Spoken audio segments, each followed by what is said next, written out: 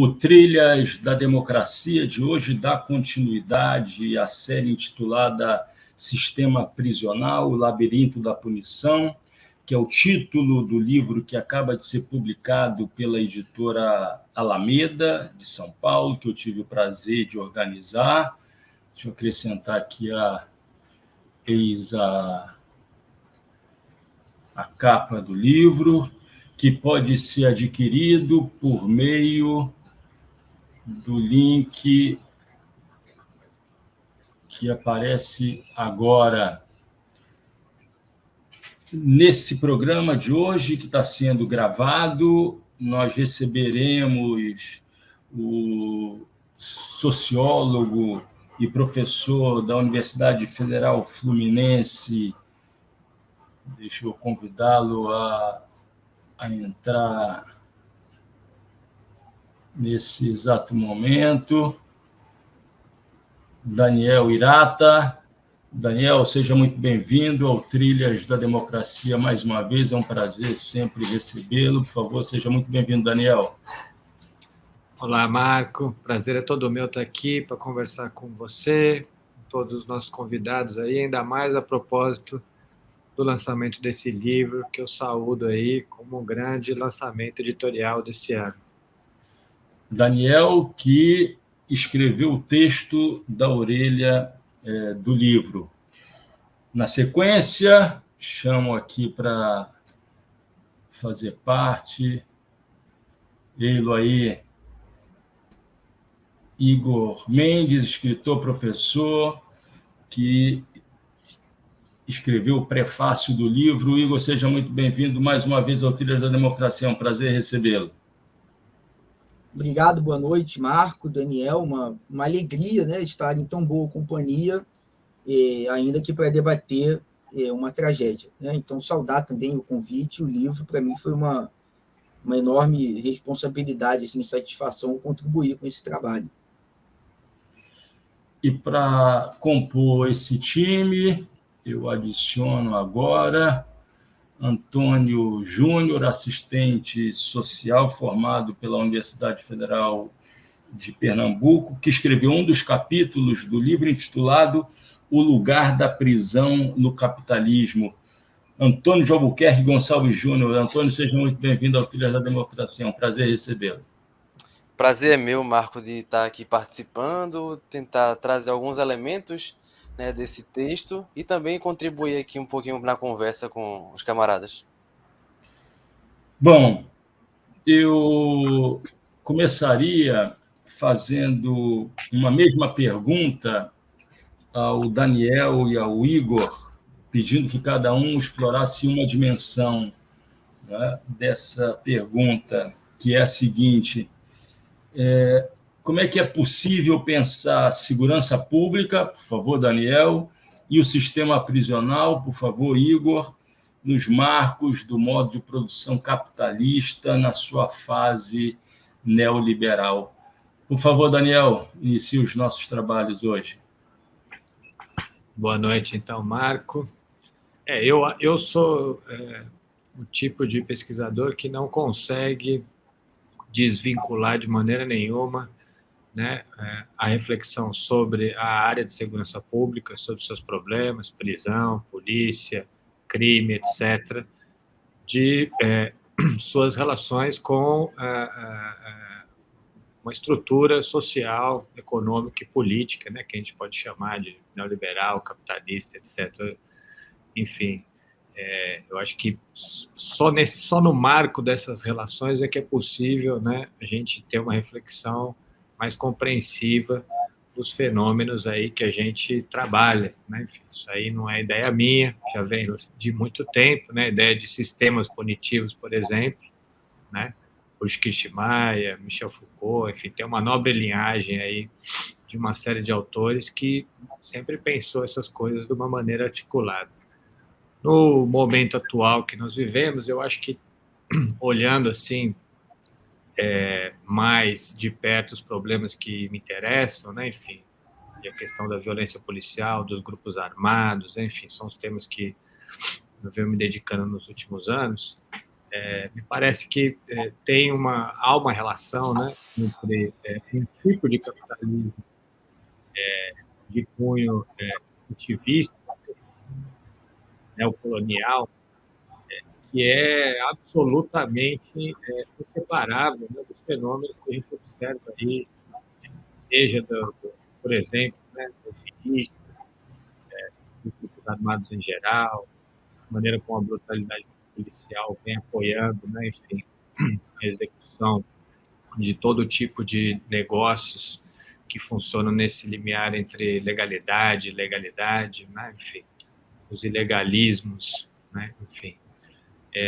E como é que isso mas eu acho que é igualmente importante pensar como é que isso se conecta com certas formações capitalistas que são bastante próprias nossas, né? Enfim, ou seja, de um país como o Brasil, um país colonial, né? Enfim, um país que tem uma história da escravatura, né? Enfim, e de suas enormes complexidades que vêm daí, ou seja, né? Enfim, das várias desigualdades sociais que estão inseridas no problema da violência. Né? Em um certo momento desse debate sobre a violência, achou-se, né, enfim, que essa área, né, enfim, era uma espécie de variável dependente das estruturas sociais, não é isso que eu estou dizendo, mas, por outro lado, também acho que não é possível separar essas duas coisas completamente, de modo que a publicação do livro, por exemplo, me parece que reforça, né, enfim, essa perspectiva analítica que é compartilhada por muita gente. Isso que, como eu disse no início, saúdo muito essa publicação que chega aí para todo mundo. Daniel, antes de passar a palavra ao Igor, deixa eu te fazer uma segunda pergunta. As reflexões sobre segurança pública, sobre políticas de segurança pública, por exemplo, no continente europeu, na Europa Ocidental, elas têm eu imagino que tenha muitos marcos diferenciadores em relação às reflexões, aos debates sobre políticas de segurança pública na América do Sul, né? Quais seriam esses elementos fundamentais? Eu sei que isso daria um outro debate, mas quais seriam os elementos principais de diferenciação entre os debates sobre política de segurança pública na América do Sul e no continente europeu? Olha, Marco, vou te responder contando uma história, na verdade. É o seguinte, um dia eu estava lendo a revista Piauí, tem eu me deparo com um artigo que é uma tradutora americana do Machado de Assis, e ela, então, começa a contar que numa passagem de uma obra do Machado aparece uma referência ao chamado calabouço. E ela nota nessa passagem que calabouço era escrito com letras maiúsculas e não minúsculas, ou seja, se referia a alguma coisa específica, igual favela, né? Quando, né, na grafia com letra maiúscula, era o Morro da Providência, né? Enfim. Então, aí ela vai atrás de descobrir o que era o tal do calabouço. Enfim, no final das contas, né? Enfim, através de muita pesquisa, né? Enfim, essa tradutora descobre que o calabouço era um lugar que ficava ali próximo, mais ou menos, do aeroporto Santos Dumont, antigo Morro do Castelo, um lugar mantido pelo Estado brasileiro, e que as pessoas levavam seus escravos para serem punidos ali. Por que eu estou contando essa história? Porque hoje a gente está falando de prisão, né? Enfim, e a genealogia das prisões em países coloniais, de passado escravocrata como o Brasil, ela é diferente daquela genealogia que se fez dos países europeus. Porque o que estava acontecendo aqui, e se formos pensar essa relação, né, entre estruturas produtivas e punição, por exemplo, né? Enfim, a gente recupera os textos clássicos que organizaram essa forma de pensamento na Europa, eles vão pensar sempre a relação, né, enfim, entre industrialização, urbanização, Fordismo depois, e a punição, a prisão, o papel da prisão no mundo contemporâneo, no mundo moderno e tal. E aqui nós temos uma relação, né, enfim, da prisão com o sistema de plantation, né, enfim, com a escravatura, enfim, com as estruturas que nos eram próprias, e inclusive, né, enfim, contemporâneas dessa história europeia, porque não dá para pensar, né, a industrialização europeia sem a escravatura aqui nas Américas. E essas relações, na verdade, elas não são assim só, do meu ponto de vista, disjuntivas. Tem uma articulação, ponto de vista, feito a partir da periferia do capitalismo, né? Enfim, para recuperar a expressão do Roberto Schwartz. Né? Enfim, o que é esse capitalismo inteiro? Né? Enfim, não outro capitalismo, é o capitalismo inteiro visto da periferia do capitalismo. Então, eu acho que a partir daí é que eu acho que começam as diferenças de perspectiva que os pesquisadores que nós temos aqui na América Latina, que são, inclusive, referências, né, enfim, para a discussão nessa área de violência no mundo inteiro, né, enfim, eles aportam para as pesquisas que foram feitas baseadas nas histórias dos países europeus. Então, acho que por aí dá para a gente ter um fio assim, de conversa que eu acho que é muito interessante, uma perspectiva de análise que é toda uma outra maneira de configurar essa discussão entre, né, enfim, os sistemas punitivos na periferia do capitalismo, os sistemas punitivos ali, né, enfim, nos países europeus e americanos, né, nos Estados Unidos. Deixa eu chamar o Igor agora. Igor, como é possível pensar o sistema prisional nos marcos do modo de produção capitalista na sua fase neoliberal? Eu penso, Marco, que ele o hiperencarceramento e essa estratégia de contenção, de emparedamento até dessa população excedente, não excedente no sentido econômico, ela é intrínseca a essa fase de profunda decomposição do capitalismo, ou seja, e decomposição não só econômica, mas de todos os laços imagináveis de solidariedade social no amplo sentido do termo. E eu creio que o professor Daniel traz uma reflexão muito importante, também no prefácio eu fui ao encontro dessa visão. Eu acho que, para pensar o sistema prisional brasileiro, e eu quero ressaltar que essa publicação que você organizou, o Labirinto da Punição, ela é extremamente relevante mesmo, porque ela faz uma rica conexão entre um amplo panorama histórico universal, mas a sua inserção concreta, material, inclusive com vasto trabalho de campo, com levantamento de dados, com estudos de caso muito ricos. Eu creio que isso nos permite pensar a articulação de duas questões. Uma tendência mundial de encarceramento, aquilo que o Vacan tem chamado do grande confinamento, ou seja, ele usa um esquema, como todo esquema, uma simplificação, mas um esquema, em linhas gerais, de fácil entendimento, e aí ele está falando Europa, Estados Unidos, Europa Central, Estados Unidos. Ele fala assim: a atrofia do Estado social corresponde à hipertrofia do Estado penal, o que, em geral, é correto.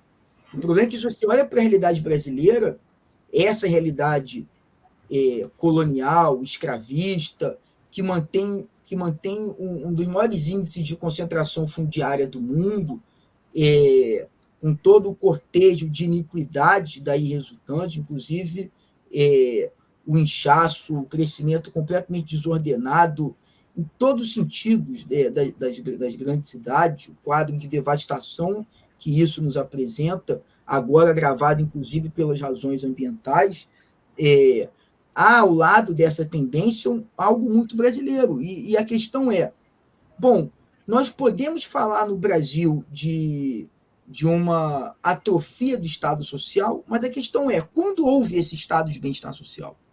Ou seja, você fala de um pós-guerra no Brasil com várias tentativas de golpe de Estado. Aliás, só o paradoxo brasileiro. O Brasil não é para amadores, né? Só no Brasil o governo Dutra, por exemplo, poderia ser considerado democrático. E aí depois essa precaríssima democracia, entre muitas aspas, ela é interrompida por um golpe militar. Então, que raio de estado de bem-estar social de pós-guerra foi esse com com AI-5, doicode, Operação Bandeirantes, tortura, impedimento do direito de greve. Realidade que, depois vencida, né, vencido o infame regime militar, encontrou uma Constituição de 88 que já vem também no esteio, embora reservando algumas garantias, no caso dos direitos do povo, sempre não aplicados, quando previstas não aplicadas, mas coincidiu a sua publicação já com o dito neoliberalismo e um período de desestatização, desarticulação, de modo que o esquema do Vacan, se a gente pensa assim, atrofia do estado de bem-estar e correspondendo à hipertrofia do estado penal, como no Brasil, de algum modo, assim, nunca houve esse tal estado de bem-estar social. Houve algumas garantias, entende, arrancadas a muito custo, e, na verdade, a grosso modo, o aprofundamento de antigas e seculares mazelas. Se a gente pega o velho esquema, assim, a prisão como uma forma moderna de punição em lugar do suplício, mas, meu Deus do céu, quando é que o suplício saiu de cena num país como o nosso? Isso se estende para a realidade do terceiro mundo, de modo geral. O suplício nunca saiu de cena.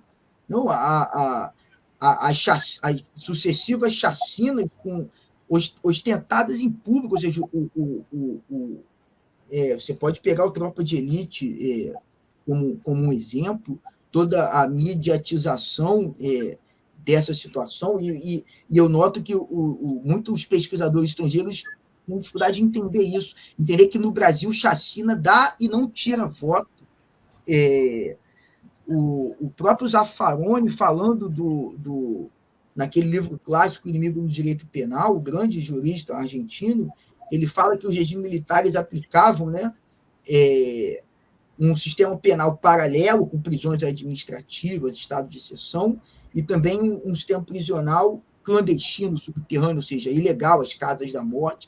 Ora, o Brasil redemocratizado seguiu tendo, por exemplo, o professor Daniel, de algum modo, estuda isso, pode falar melhor, um sistema punitivo clandestino nunca deixou de existir no Brasil. O que as milícias fazem, por exemplo, com desaparecimento forçado das pessoas, tortura, suplício, o próprio narcotráfico, e falsamente chamado, esse do varejo, falsamente chamado de crime organizado. Então, eu acho que realmente pensar a prisão é pensar essas duas variáveis muito ricas: o capitalismo contemporâneo e as mazelas estruturais do nosso país. Igor, você escreveu 2 livros, A Pequena Prisão, de 2017, e Esta Indescritível Liberdade, de 2020. Inclusive, A Pequena Prisão está saindo uma 2ª edição, não é isso? Ou seja, e esses livros são fruto de uma experiência dentro do sistema prisional. Né? Eu queria que você, antes de passar a palavra para Antônio, você dissesse essa experiência de convivência com o suplício que nunca deixou de existir dentro do sistema prisional, nessa tua curta, mas profunda experiência dentro do sistema prisional brasileiro, por conta da tua participação nas manifestações de junho de 2013. Por favor, Igor. Bom, eu creio que assim, a minha experiência na prisão, que está realmente registrada nesse livro, né, Pequena Prisão, eu fico muito feliz porque, passado já 7 anos, ele ganha a 2ª edição, e eu sempre sou chamado, inclusive, né, agora, a debater com pessoas tão gabaritadas sobre esse tema. E a ideia do Pequena Prisão era exatamente mostrar o seguinte: há uma falsa ideia, né, do senso comum, de que, bom, a pessoa entra lá na prisão, se apertou uma descarga e ela desapareceu. Isso não só é falso, porque, enfim, as prisões, as pessoas saem, né, e saem como eles dizem lá, cheios de ódio. E, claro, o que mais aquilo poderia suscitar. E também é falso porque a própria distinção entre preso e não preso, na sociedade atual, é cada vez mais cinzenta, né? Agora, essa coisa do reconhecimento facial, outro dia eu estava num ponto de ônibus, eu vi a polícia retirar um senhor naturalmente negro de dentro do ônibus e ficar com ele meia hora checando documentação. Ele perdeu o ônibus, deve ter perdido o trabalho, além do constrangimento, e no fim das contas era uma... devido a um homônimo, entende? Ele quase foi preso, porque havia mandado de prisão para um homônimo dele. Então, quer dizer, é uma coisa estarrecedora, e a quantidade de pessoas cujos tentáculos do sistema prisional alcançam os familiares. Tem 1 milhão de pessoas presas quase em regime fechado, tem muitos, centenas de milhares respondendo medidas cautelares, e por aí vai. Então, e aí tem um provérbio de prisão que fala o seguinte, os presos falavam isso lá, cadeia igual imã, atrai mais cadeia. E é absolutamente verdadeiro, né? Ou seja, então, o que eu posso dizer, e foi o esforço do Pequena Prisão, que, enfim, sabe aquele inferno que se pinta sobre a prisão? Pois a prisão é aquilo mesmo. Igor, quando do lançamento da segunda edição, a gente já tem um encontro marcado aqui no Trilhas da Democracia, mas deixa eu convidar agora Antônio, que, como eu disse, escreveu o capítulo O Lugar da Prisão no Capitalismo, e eu gostaria de perguntar a Antônio sobre um tema que você desenvolveu nesse capítulo, né? E que pode ser resumido ao seguinte: qual a importância de pensar a prisão como um fenômeno histórico, um processo histórico, né? Qual a importância de historicizar a prisão, o sistema punitivo, particularmente numa sociedade como a sociedade brasileira. Por favor, Antônio. Então, obrigado, Marcos, pelo convite, obrigado por poder participar dessa pesquisa, né? E aí, só localizando um pouquinho para as pessoas entenderem a história desse pequeno texto, né? A gente fez essa pesquisa aqui em Pernambuco sob o patronato pernambucano. E o patronato ele é vinculado, né, a esse sistema de encarceramento, mas o pós-encarceramento. E aí, pensar o patronato é necessariamente pensar também essa vinculação com esse sistema prisional. E qual é esse sistema prisional? Qual é a historicidade desse sistema? Então, esse pequeno texto é fruto desse momento em que a gente está estudando qual é a realidade daqui de Pernambuco e qual é a vinculação do patronato com esse sistema carcerário, esse sistema prisional. E aí, durante esse processo de historicizar o sistema prisional, a gente debateu alguns textos e um deles estarão as prisões obsoletas, né? Que é uma pergunta, o título desse texto, que é da Angela Davis. E aí, na introdução, né, ela vai falar desse hiperrealismo do sistema prisional, no qual é mais fácil a gente pensar o fim da humanidade do que pensar o fim das prisões enquanto forma de regulação social. Então, traçar esse objeto de historicizar a prisão, historicizar o sistema prisional dentro desse sistema capitalista, traz um parâmetro para a gente poder pensar uma sociedade antipunitivista. E aí, pensar essa sociedade antipunitivista passa muito por pensar o regime de propriedade, né, que a gente vai ter nessa sociedade, a gente pensar as relações de trabalho, a gente pensar as relações de reprodução dessa vida social. E isso passa muito por refletir, e aí eu tentei, de forma humilde, tentar trazer isso nesse texto, de refletir as particularidades dessa forma prisão, nesse tipo de relação social que tem a propriedade privada como elemento central de coordenação da vida. Então, pensar a propriedade privada, pensar essa relação do cárcere com esses embates em torno da propriedade é fundamental para a gente entender um pouquinho dessa dinâmica que faz com que, como o Igor e o Daniel já trouxeram aqui, que com esse esgarçamento do tecido de proteção social, com esse esgarçamento das formas de trabalho, né, de reprodução da vida, a gente tem um número cada vez maior de pessoas em desemprego, em desalento, né, que é aquela pessoa que não está mais nem procurando emprego, e de um aumento da desigualdade. E aí eu gosto muito das falas de Igor e de Daniel também, de pensar essa particularidade latino-americana. A gente vai ter textos de autores que vão debater essa particularidade do porquê dessa distinção do capitalismo central, do capitalismo da periferia, do capitalismo independente, como Rui Mauro Marini, Vânia Bambirra, que vão trazer essas particularidades da questão racial, né, dentro desses países dependentes, seja no Brasil, seja nos países de África ou nos outros países aqui da América Latina, cada qual com a sua particularidade histórica, e pensar que essa força de trabalho sobrante para o capital, né, esses desempregados, em sua maioria negros e negras que convivem em favelas, em cortiços, vão procurar um outro meio de sobrevivência, e esses meios de sobrevivência nem sempre são desgastados nesse tecido social legal que a gente regularizou, né, seja na vida do trabalho formal.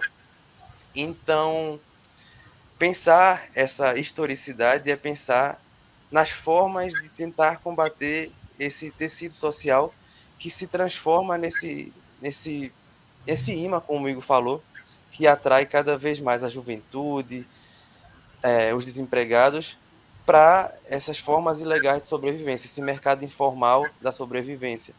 E aí, isso também não é naturalizar, né, como algumas pessoas podem achar, que é naturalizar o crime ou naturalizar as formas de contravenção, mas é pensar uma forma que a gente possa superar esse processo histórico, que tal qual a gente criou esse sistema de punição, de superlotamento de cadeias, de um vigiar e punir constante, né, como vai ser o livro do Foucault, a gente pensar de forma histórica como transformar essa realidade de quase 800 mil presos, né, os números atuais, e que a gente tem os processos de recrudescimento desses fatores que vão levar a um encarceramento em massa, né? E aí, muito dialogando aqui com os meninos que já trouxeram alguns aspectos, a gente tem esse aumento de uma desigualdade a partir dos anos 90 no Brasil, né? Mas sobretudo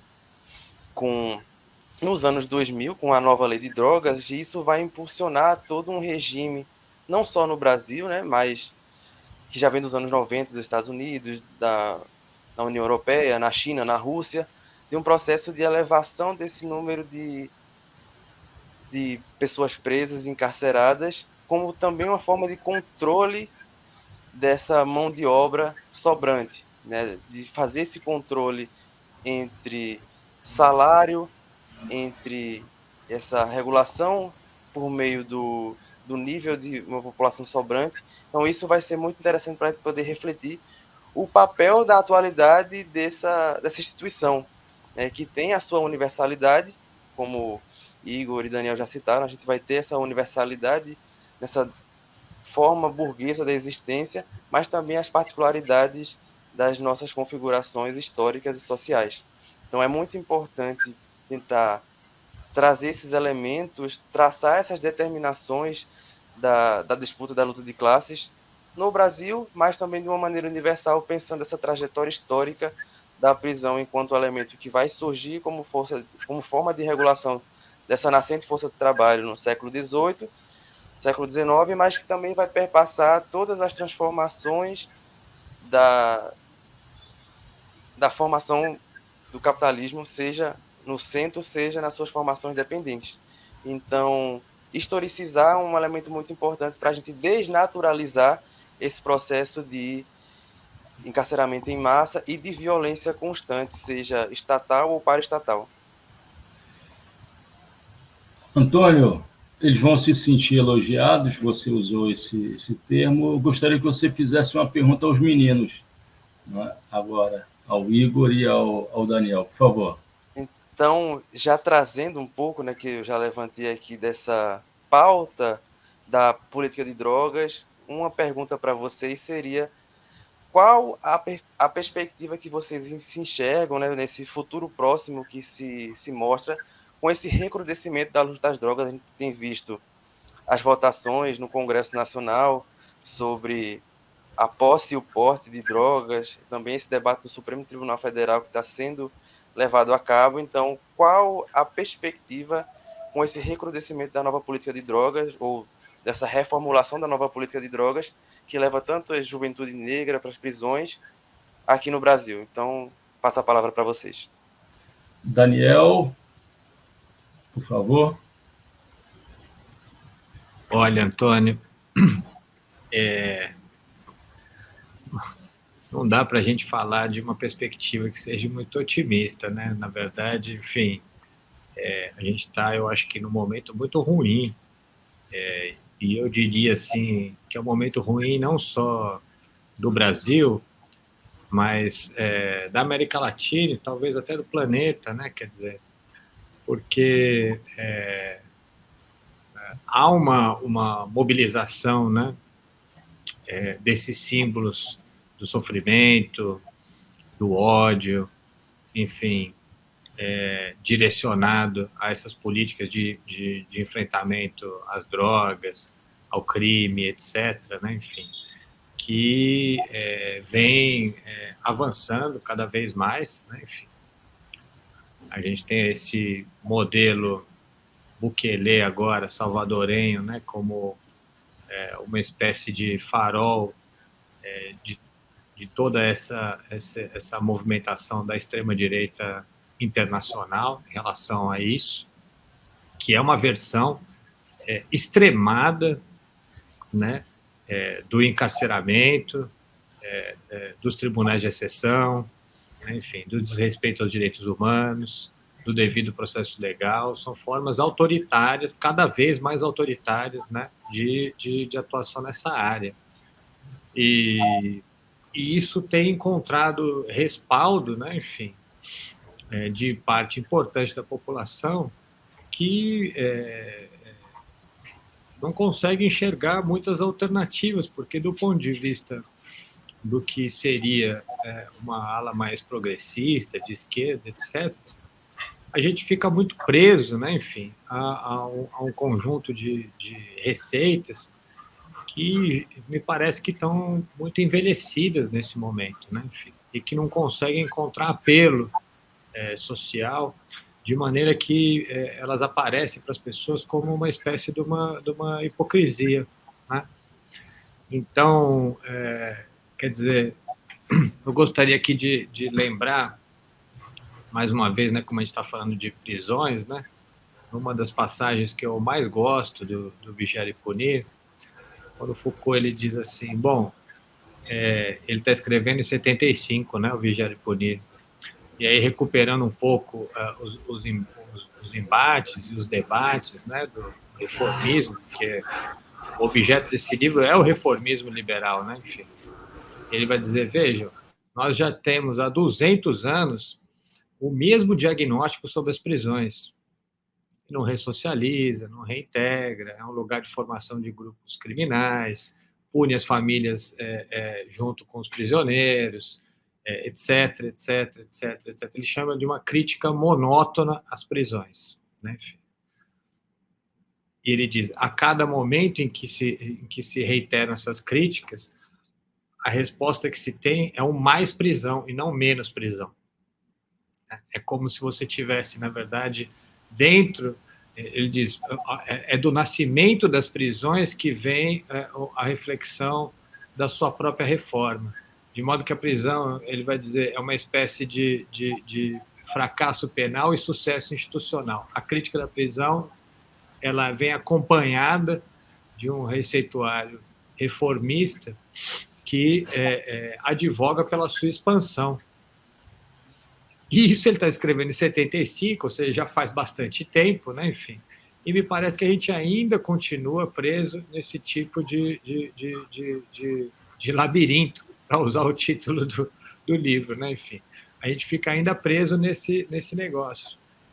Então, enfim, para conseguir sair disso, Aí, ainda acompanhando, né, a argumentação do Foucault, ele vai dizer: nós temos que conseguir estabelecer uma espécie de uma contracrítica, ou seja, reposicionar, né, enfim, todo esse dispositivo que inclui, né, a resposta reformista às prisões, né, dentro de um campo de poder, dentro de um campo político, dentro de um campo de forças, né, enfim.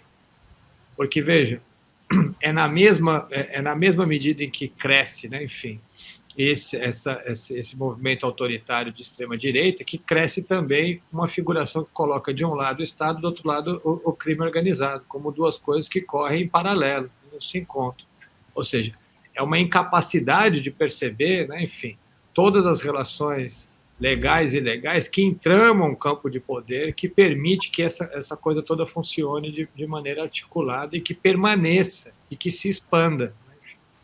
Então, assim, só no momento que a gente conseguir realmente enxergar as coisas de uma outra maneira, e essa oposição entre Estado e crime organizado já faz 40 anos na América Latina que funciona dessa maneira e serve os seus propósitos, né? Enfim, ou seja, de corrosão democrática das frágeis democracias latino-americanas, de expansão de um campo punitivo, né? Enfim, isso aí fica meio girando no vazio, porque, como eu estou dizendo, a esquerda não consegue pensar alternativas. Então, assim, em resumo, a minha perspectiva não é boa, Antônio, porque eu acho que a gente tem que conseguir formular as questões de uma outra maneira, todas elas relativas à questão do controle democrático da atividade policial, do desencarceramento, do enfrentamento das organizações criminais e dos grupos armados, e etc. Tudo isso são temas que ou a gente começa a reposicioná-los de uma outra forma, pensar alternativas a isso, ou então a gente está condenado, né, enfim, a ver cada vez mais avançar esses enunciados de lei e ordem que a gente sabe que são não só ineficazes, como também parte da lógica perversa, né, de expansão da criminalidade para dentro do Estado, inclusive.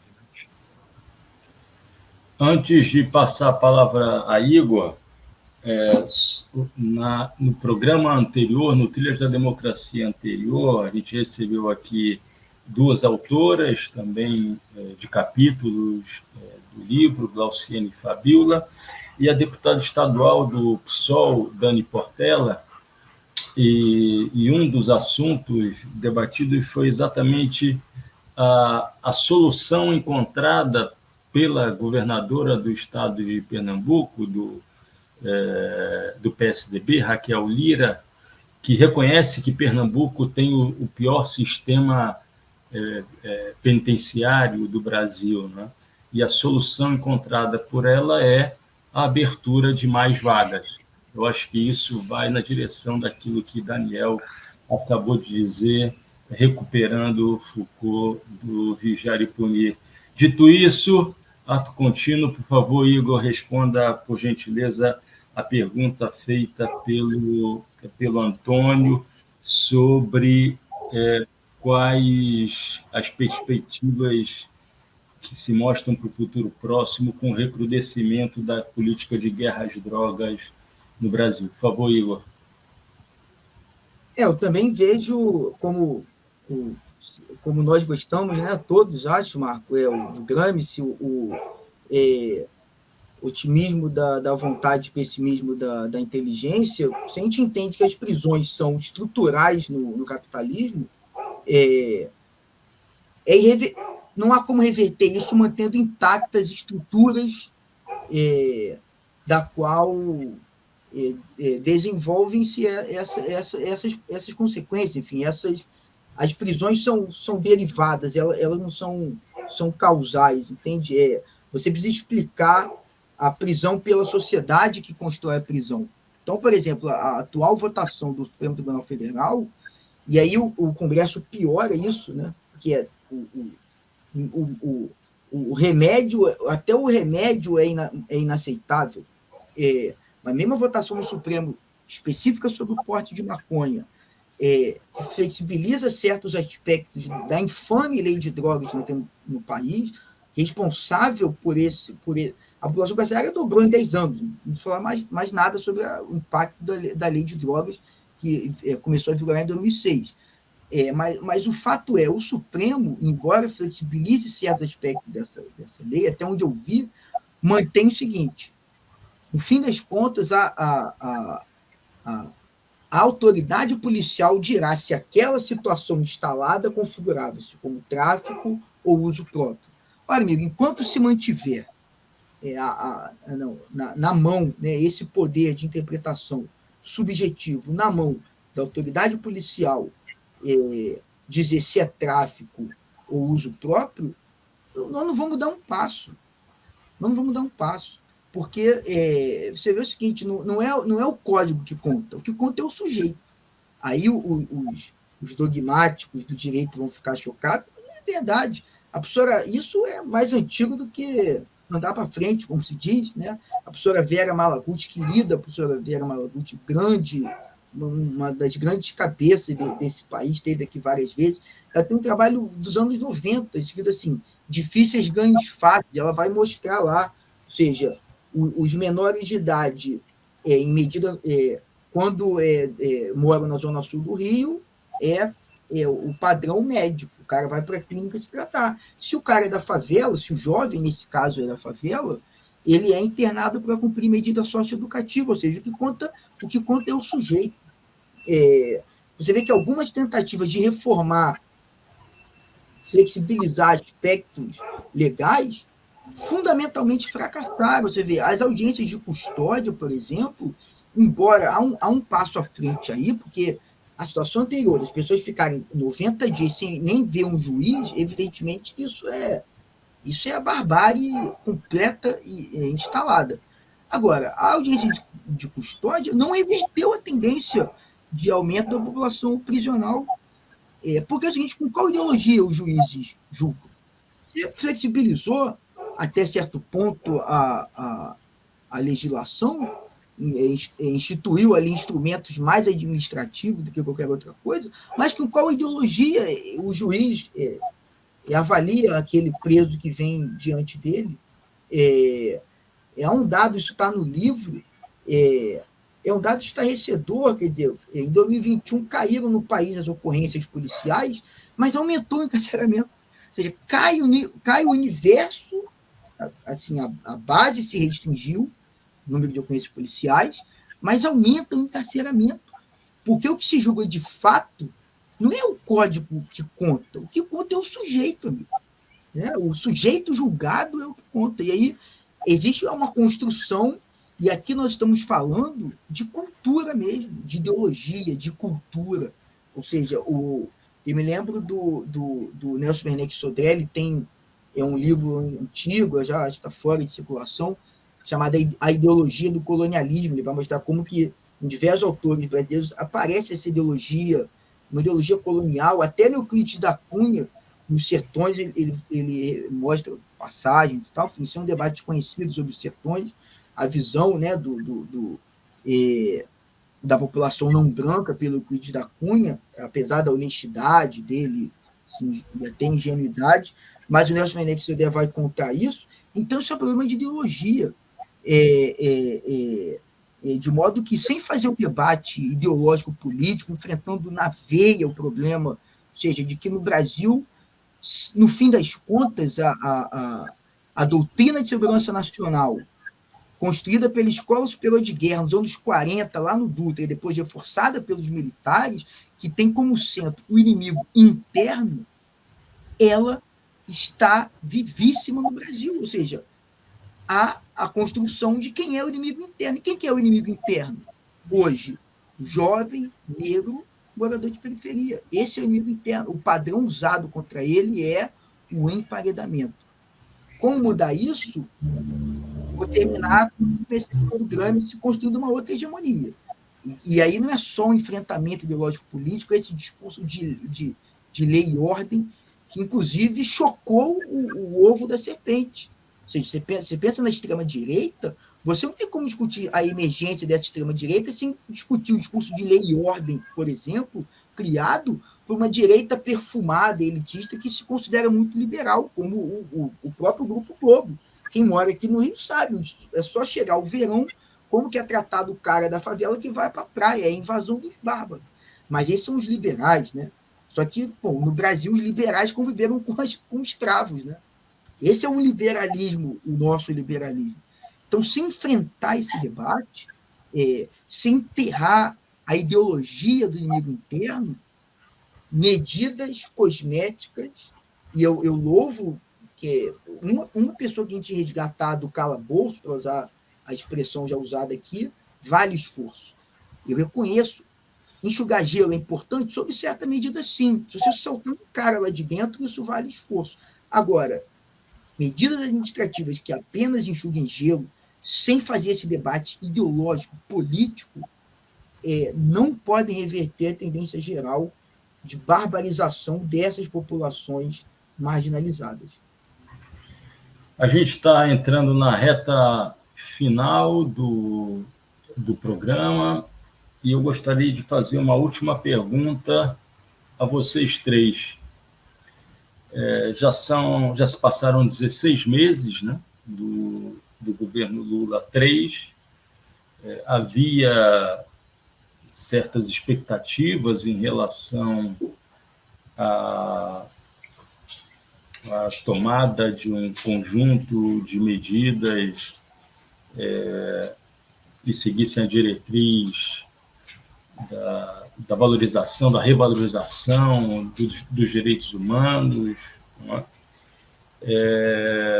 Mas passados 16 meses, né, do início do governo Lula 3, qual é a avaliação que vocês têm sobre as possibilidades políticas para o enfrentamento dos problemas que incidem sobre segurança pública e sobre o sistema prisional na atualidade brasileira, no respeito, né, à democracia e aos direitos humanos, principalmente da população jovem, negra, pobre, que habita as nossas periferias? Começo com Daniel, depois Igor, e para finalizar os trabalhos, Antônio. Por favor, Daniel. Pois é. Bom, essa é uma questão complicada, né? Enfim, mereceria um programa inteiro só para debater isso, né? Mas, enfim, que as condições elas são absolutamente desfavoráveis, né? Enfim, temos um Congresso que atua de forma muito mais forte do que nos primeiros governos do PT, ou seja, o governo é um governo basicamente emparedado pelo Congresso, né? Isso dificulta bastante as ações. Ainda assim, acho que em alguma medida, né, enfim, é importante destacar, por exemplo, que o controle de armas e munições, né, foi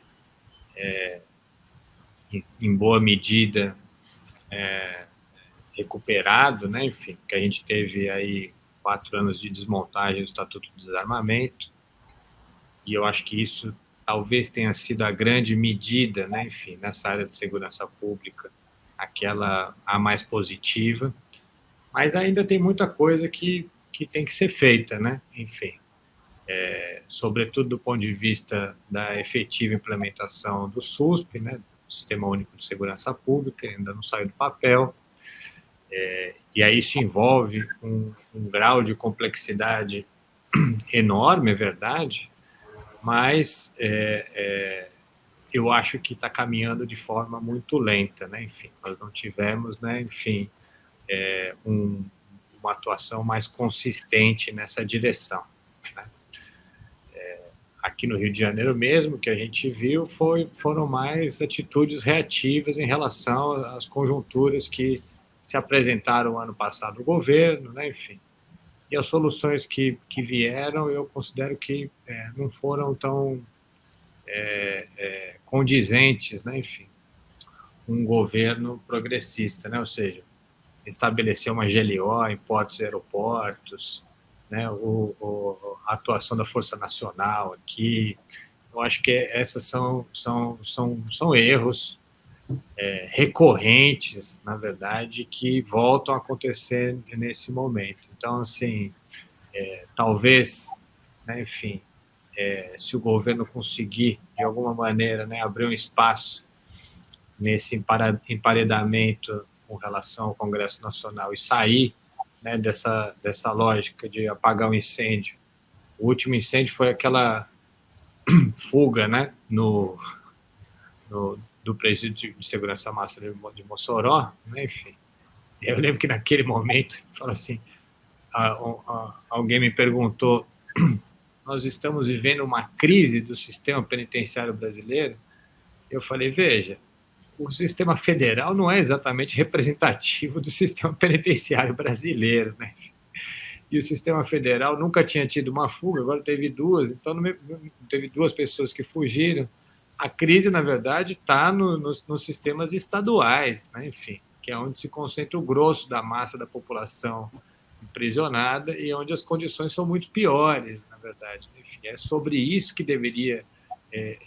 essa crise ela nunca deixou de existir desde que ela começou, né? Enfim. Então, eu acho que são essas medidas estruturais, né? Enfim, pensando os problemas de forma mais substantiva que deveriam ser encarados, né? Enfim, e não, né, ficar só respondendo reativamente a uma agenda pautada pelas urgências do momento, né? Enfim, o governo vai ter condições de fazer isso, eu não sei, né? Enfim, a gente sabe que tem disputas, né? Enfim, então é um balanço difícil de fazer, viu, Marco? Eu acho que enfim, a situação, para falar de uma maneira mais clara, né? Enfim, a situação não é fácil, mas eu acho que a gente poderia ter avançado um pouquinho mais em algumas direções aí importantes, estruturais, né? Enfim, estou destacando aqui, por exemplo, né? Enfim, essa questão do SUS, porque eu acho que é uma agenda importante aí para ser consolidada nos próximos anos. Igor? Eu acho que é uma excelente questão, Marco. E pegando carona no que o professor disse, Daniel, realmente pensar um diagnóstico geral do país, eu acho o seguinte: o pacto selado em 88, ele ruiu. Ou seja, você tem uma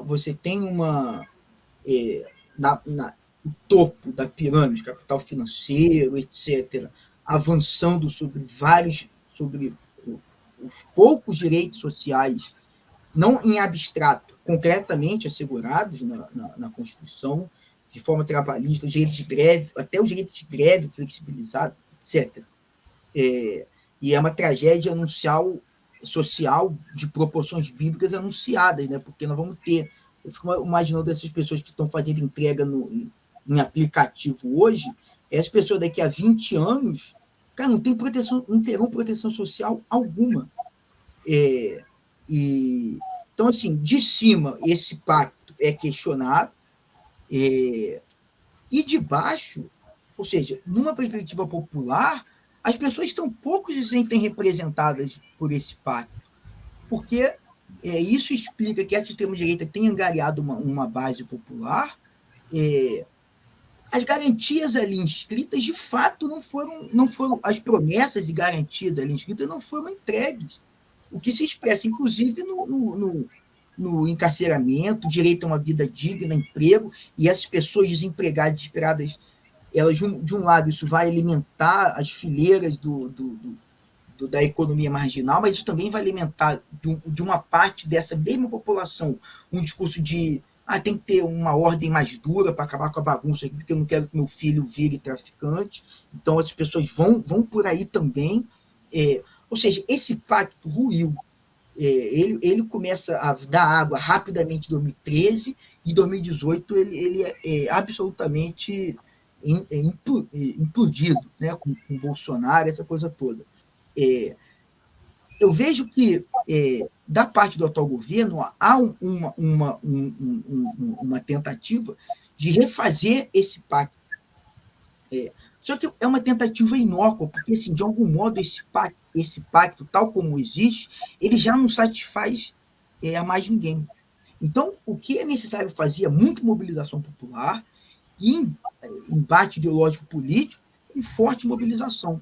Eu vejo o caminho contrário, ou seja, num momento histórico em que você tem uma extrema-direita muito forte no país, isso tem tudo a ver com prisão, porque ela se cria nesse caldo de cultura do discurso da lei e da ordem, alimentado, inclusive, por uma direita dita perfumada e liberal.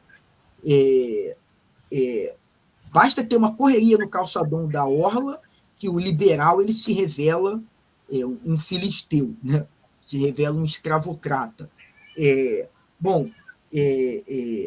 Nesse período, nesse momento, nós tivemos 60 anos do golpe militar e você não tem como entender o tema segurança pública sem entender o golpe, ou seja, e o auto de resistência se mantém na nossa legislação, a polícia militar se mantém na nossa legislação, subordinada ao exército pela Inspetoria-Geral das PMs, a construção do inimigo interno se preserva, ela está intacta, ou seja, não tem como enfrentar nem esse debate localizado, nem um debate mais abrangente, sem atravessar esse tema.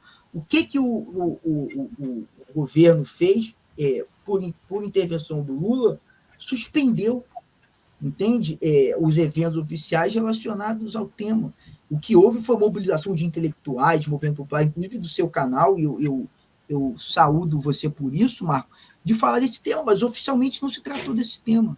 Então, sabe, eu vejo assim, de apaziguamento em apaziguamento, a gente está recuando para o precipício.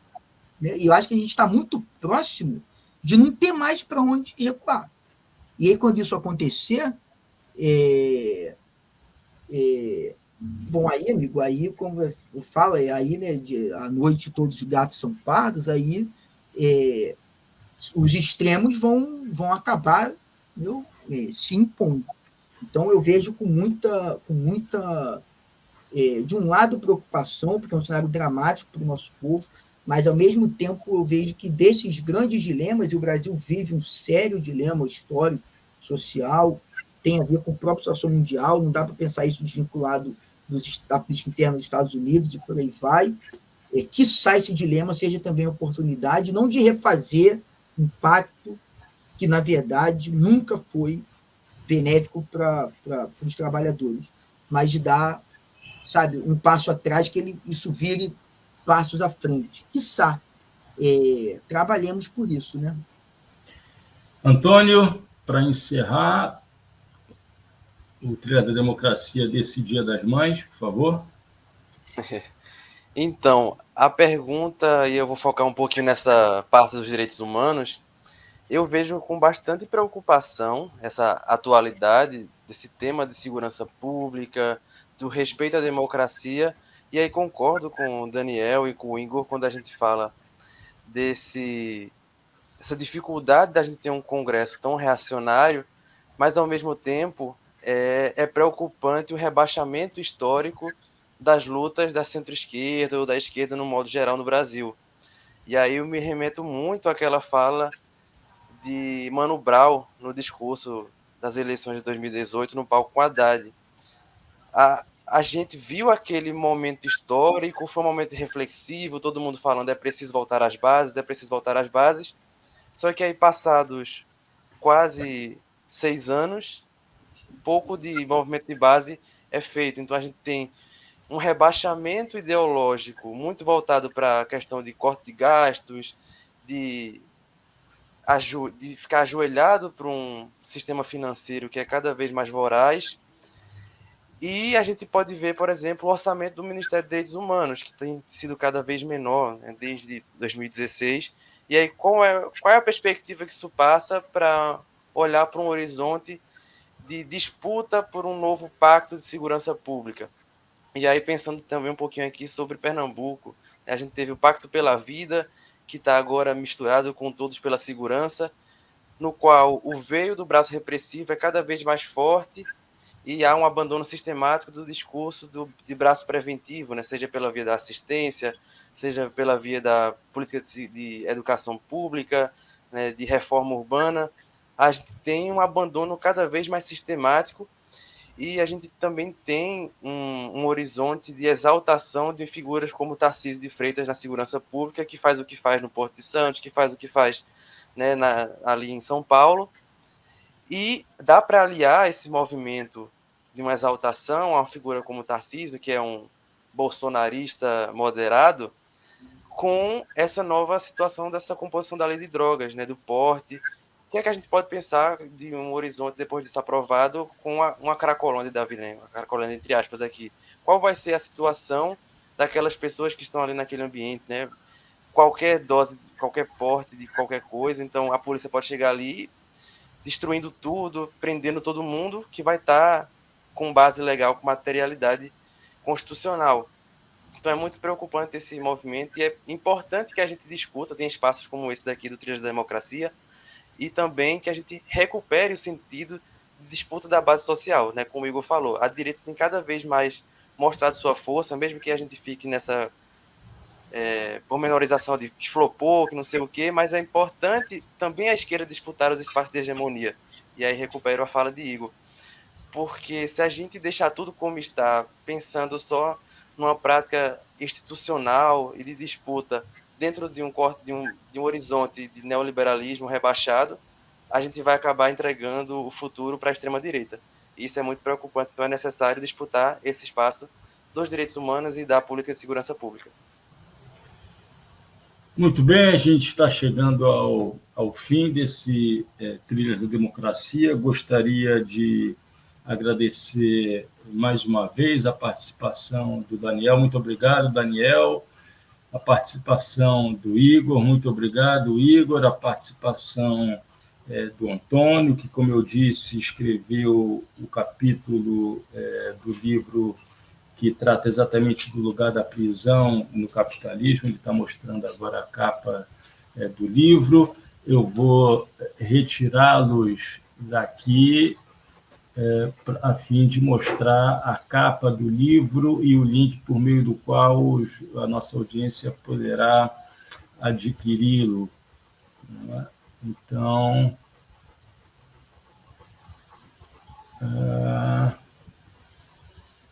eis a capa do livro, eis o link por meio do qual ele pode ser adquirido. Na próxima semana, o Trilhas da Democracia continua no terceiro e último programa dessa série, recebendo a advogada do GAJOP, pesquisadora, Maria Clara Dávila, e duas outras autoras de capítulos do livro, Priscila Andrade e Amanda Claudino.